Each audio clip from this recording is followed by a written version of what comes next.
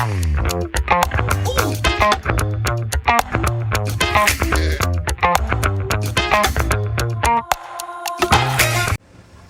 guys, I'm Patricia May Borde, Committee on Academic Affairs, and I'm with...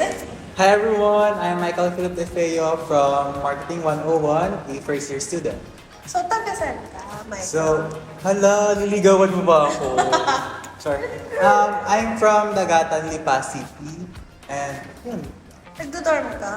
hindi naman kasi may malapit lang yung bahay namin dito. Siguro mga 3 to 5 minutes lang yung... Wow! Yes. Pero pag may traffic, 30 minutes. Sobrang traffic din sa... Super talaga. Ako, malapit lang ako since nagdodorm ako. Ay, saan po? Saan part? Sa Sabang. Pero, originally from Candelaria, Quezon. Hi sa mga Hala! Nag-shout out! So, ayun. As a first year student, kamusta? Anong challenges yung mga na-experience mo and what adjustment? As a first year student, yung challenges ko ngayon, siguro yung buong setup ng ngayong first year na ako. Kasi syempre, senior high school, nag-jump sa college. Iba naman yung setup sa senior high school. Kasi new people, new environment, tas new prof, new learnings, then new experience. Yun. So, Aside from those na nabanggit mo, what do you think is the most challenging sa university na Ay, na-encounter mo? Kasi yun nga, Yes. ako, as a third year na ang tagal nang nagtitiis sa init, actually because of the climate change, so sobrang init. Sobrang init talaga dito sa university natin. Ayun yung kailangan kong mag-adjust since ito nga, kailangan ko ng electric fan. hindi nga tayo. Anong pinaka-adjustment ang need mo? Siguro yun, same din sa'yo kasi last year, wala rin kami aircon. So, akala ko may aircon din ngayon na ano. Pero nalaman ko sa IT lang pala meron. Tapos, syempre, old building tayo. Minsan, walang kuryente, no? Wala, yun. So, ito talaga panangga ko, te. Minsan, pamic na siya, gano'n. So, yung transition, how do you find the transition from senior high school to college? Since yung transition ko kasi before nung senior high school, inabutan kami ng Yes. pandemic. Nagkaroon kami ng online class. Then, nung nag-college, hindi siya masyado different since agad-agad, nag-college na din. Online class pa rin kami. Sa'yo, on your end, ano yung sa tingin mo yung pinaka-biggest na noticeable na transition from senior high school to college? For me, yung biggest na noticeable, siguro yung...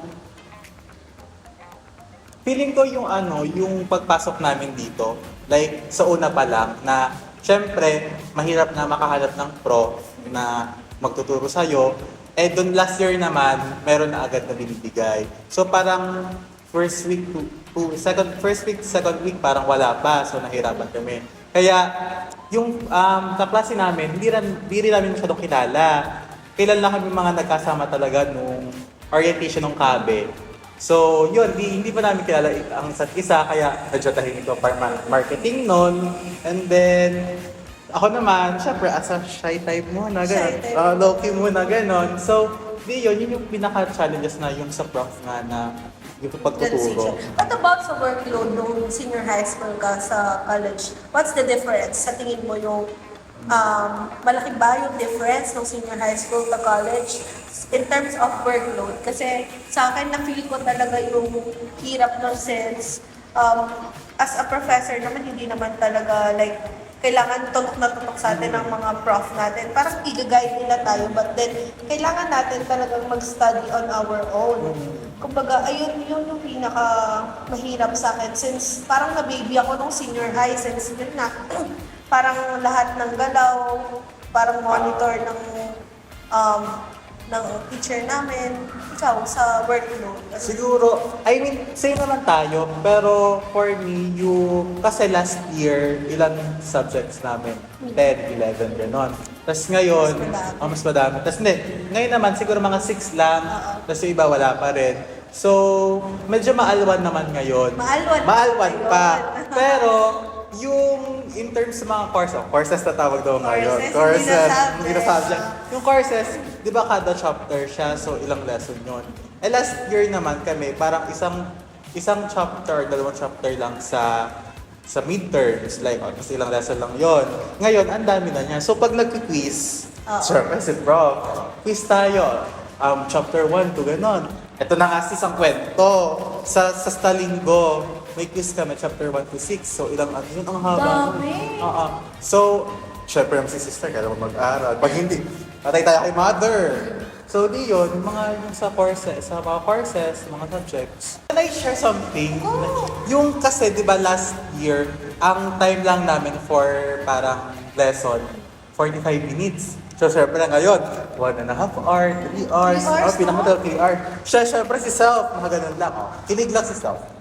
45 minutes, okay pa. 1.5 hour na. Si sister ko, nandun na sa SM, hatungan. Mamaya 10 minutes, okay na. Tatanong ko, kailan labasan natin, sis? So, ang hirap talaga kasi nga, adjusting. How would you compare naman yung final year mo dun sa senior high school student to your first semester as a college freshman? What are the biggest changes na na-notice mo compared dun sa senior high school na university mo, or ano ba yung mako-compare mo na malaki talaga yung difference? Siguro yung sa sinabi mo rin nung last na sa prof na syempre baby tayo nung senior high school na support sila, kung may mga competition, lalaban, nandun sila, support. Ngayon parang lang sila, advice na lang yung prof ngayon na kung may concern man, adi yun. Tanong lang. Kasi sobrang pulido rin talaga nangyari nung senior high school since, di ba, ang aim naman talaga ng senior high is i-ready tayo to work. Since siguro kaya din ganon yung naging prof natin before nung mga senior high school tayo, dahil nga nire-ready na nila tayo magtrabaho. Compared naman ng college na tayo, pinaprepare nila tayo sa magiging buhay natin after this. Kasi sobrang cycle yung mangyayari sa atin after mag-college. Iba yung pakiramdam na nagtatrabaho ka na, tas ayun lang paulit-ulit, tas wala ka ng guidance na makukuha from your professor, hindi ka na makakakuha ng ano pong gagawin pag ganito, wala na tayo. Oo. Iba na yung buhay after this 4 years, kaya gawin mong memorable talaga yung buhay mo dito. So, when it comes to friends, na nasabi mo kanina na mag-isa ka na lang, is that true, or do you have any friends? And if you have, can you share us your experience sa pakikipagkilala sa kanila, or paano mo sila nagawa? So when it comes naman sa friends, actually dalawa kami. Dalawa kami buddy-buddy. Kaklase ko siya nung last year, so syempre magkakilala na senior high. And then when it comes naman sa pag-making friends, ganon, sa program namin, ayun, medyo may konti pa lang. So, when it comes naman sa making friends na gano'n, lakas na ng loob. Like, katulad nyo ngayon, may friends lang ako second year, third year, kasi nga, yun, pag sa mga mga gano'n. Pero aside dun sa friend mo nung senior high, wala ka ng friends maliban sa kanila? Pag sama-sama, wala pa naman. Pero, kasi ito ang chika CZ. Yung president namin ng program, hi, shout sa'yo. Kasi yung president namin, syempre, kailangan responsible siya, di ba? May mga kailangan gawin. Ako naman, tinulungan ko siya sa chat.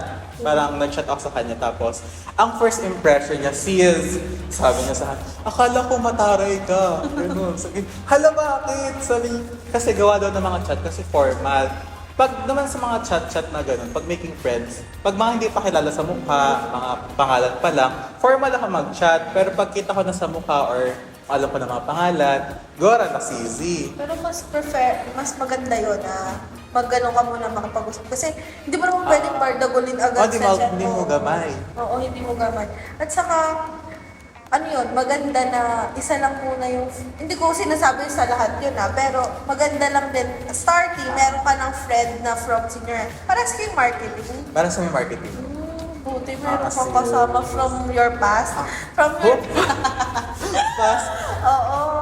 Maganda yun kasi, syempre, di ba, sabihin na natin, nakilala niyo yung isa't isa. Tapos after that, palaki yung circle. So, I believe, yes. Miss Philippines! Miss Universe. I believe na yun, sinabi nga ni Alex, yun, natutunan din kay Alex yun sa ganun. There are friends that are seasonal. So, syempre ako, kikilalanin ko muna sila bago naman, alam mo na, hoy, tara ng mga sisi, gano'n. So yun, mahirap talagang, Kumilala ng new friends. Oo. Kasi ako as someone na madaldal talaga, sino-sino chinichika. Madaldal kasi talaga hindi ako. naman halata sis. Edi, ayun. Before, ang first impression sa akin ng mga klase ko, mataray daw ako. Though, hindi talaga ako mataray. Siguro sa unang tingin, mataray. Pero, hindi naman. Sa kadaldalan ko, nadadala siya, tapos nawawala na yung pagiging mataray. Tapos, ayun, eventually, pero tama yung sinabi mo na seasonal talaga yung friends. But Talaga, then, sisi. we are also like that. Na parang tayo din, may mga friends tayo na ganun yung mindset na iniisip na seasonal lang din tayo. Kasi nga, di ba hindi mo naman laging check lahat ng friends mo. Kasi lahat naman yan may sari-sariling buhay, may sari-sariling circle of friends, may sari-sariling... Tsaka, syempre, nag-iba na ng, landas. Oo, landas. But then, ayun nga, importante na palawakin mo yung friends mo since if yung ini-aim mo is maging fun yung First college personality. life mo, i-expand mo yung friends mo kasi sobra talagang helpful ng friends when it comes to the things that you will do. Ayun nga, if feel mo na mas masaya gumawa kasama ang ibang tao, then go. But then, kung kaya mo naman na kayo lang dalawa, then go. Kasi, di ba, sa panahon ngayon naman, hindi mo naman masasabi na yung iba kasi dyan na friends mo, nandyan lang yan kasi may magbe-benefits Yes. na, hindi lahat yan genuine. So, yung sa part mo naman na isa lang yung friend mo, okay lang yun. Kasi, if nag-work naman kayong dalawa di ba, hindi mo naman kailangan ng lima kayo sa Oo. friends mo. Kung gusto nyo mag-cram together, go! Kung gusto mo mag-cram alone, kasi may mga alone time tayo na kailangan natin na tayo lang. Pero di ba, at least may kasama ka, may karantan ka, may ka-cram ka, may ka-partner ka. Study group ka. Oo, iba pa rin kasi talaga yung feeling na may kasama. Para rin maging healthy yung utak natin na hindi tayo nag-iisa, better din talaga. Tapos, yun, sa first month mo, nag-participate ka ba in any campus activities or events? If yes, how was your experience? So, yes, madami-dami na rin. So, first is yung... Agad? Madami na Madami rin. na agad. First month pa lang. Yung okay, madami na agad. First is yung sa event ng CABE Department, orientation. Yun, doon ko kayo nakilala. Tapos, syempre, pinakilala yung department, yung sub-org nun. And then, naano rin ako sa isang team sa may organization namin sa marketing, sa JME, which is the market team. So, member ako doon. And parang katulong siya yung marketing na yon, katulong namin yung JME, tutulungan namin sila sa mga events or kaya yung mga share like, mga ganon. So, yun yung pangalawa. And then yung pangatlo, sumali ako sa organization ng OCA, which is yung ritmo. So, yun ang sis, talagang masaya Pwede bang ako. sample? Hala, legit ba yun? Totoo ba? Please like and comment. Meron na agad, may Oo. entry na agad. Siguro sa susunod sis. Pero maganda yun na sumasali ka sa mga ganyang activities kasi opportunities yun. Sobrang dami mong matututunan and the people that will join, yung mga team na sasalihan mo, pwede silang mag-learn from you. So, importante yun na talagang may collaborative yung magiging family na sasamahan mo or any organization kasi sobrang helpful siya. Actually, sobrang swerte nga ng first years ngayon kasi di ba, yung setup natin face-to-face na ang daming opportunity for all of you compared sa nung first year na sobrang limited lang sa amin kasi nga naka-laptop lang kami, nakaharap lang namin, parang hindi namin ma-maximize yung kaya namin gawin. Unlike sa inyo na, kaya Nandiyan nyo, na lahat. diba? Pwede kayong mag-perform, pwede kayo sumali sa ganito, tapos sobrang galing pa ng organizations natin, ng SSC, kasi nagpo-provide sila ng mga activities na talagang commendable kasi talagang ginagalingan nila. And of course, yung mga student naman ng Batangas State University pa naman talaga, hindi talaga natin mapagkakailan. Magagaling din kaya... Competitive talaga Oo, sis. talagang makikita mo talaga na ibang klase talaga yung na-help no organizations, ng mga activities na yun sa students. Do you have any expectations before ka mag-attend ng classes? If meron kang expectations sa mga subject, sa mga courses mo, sa mga professors, ano yung naging different after the meeting? Parang, I-expect. Siguro for me, wala pa naman kasi syempre new prof nga. So, hindi ko naman sila kilala, hindi ko pa alam kung paano sila magturo. So, hindi ko alam kung ano I like that expect ko. about you. Masaya matuto sa mga taong komportable ka, malapit sa'yo. Diba? Parang hindi ka matatakot humingi ng tulong, magtanong. Sobrang masarap magka-professor ng gano'n. Sobrang sarap nung feeling pag yung professors mo kasama mong bumuhat. Hindi mo bubuhatin yung prof, hindi mo bubuhatin yung sarili mo, kasama mo silang bubuhat ng matutugan. Nandyan sila. Oo, sobrang yung may tatapik sa balikat mo. Ano sa tingin mo yung most interesting na-learn mo sa first month mo? Kasi di ba, Ngayon, first month, mahaba na yung naging karera ng first month mo kasi ang dami mo nang naganap. Nangyari. Oo. Ano yung most interesting thing that you've learned? Siguro for me, time management talaga. As in, super. Like, last year naman, may time management din ako. Eh, hindi siya masyadong organized. So, pwede pa akong milata, gano'n. But, kasi nga, hindi man araw-araw na pasok. Eh, ngayon, siguro ang wala ko lang pasok, Monday. Tapos, yun, Wednesday, kung may prof na, susunod. Eh, tas, di ba weekends, wala rin akong pasok ng Saturday. Pero, nagkameron ako kasi nagawa ng org. So, araw-araw na. Tapos, meron pang quizzes, reporting. So, kailangan mo i-time talaga yung manage mo. And after that, syempre, kung may time management, I-time talaga yung management. I-time na lang yung management, sis. Manage your time. Hindi ma-manage. Kaya nga, sis. Tapos yung isa pa, leisure time talaga, sis. Syempre, ang dami mo nang ginawa.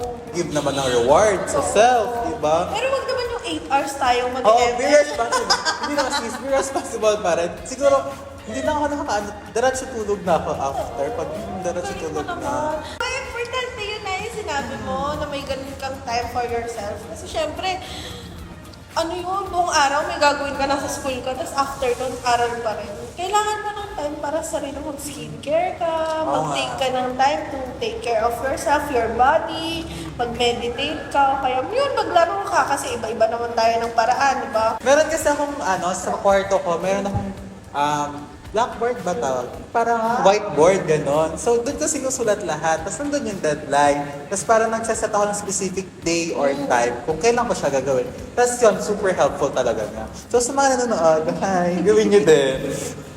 Oo, maganda yun. Kaso 4th year na ako. Parang ngayon naman, namamanage ko naman yung time ko. Equally naman. Nabibigyan ng Kaso nga lang, yun talaga yung pa rin, yung problema ko yung pag-i-start. Sobrang hirap pa rin sa akin mag-start. Pero yun nga, pag nag-start naman ako, dire-diretso na. Tapos, yun, are there any professors that have already stood out to you? Or do you have a favorite? May favorite ka na, may favorite person ka na, sana may favorite prof ka na rin. Baka maging teacher's pet ako. Patay ako sa mga natin.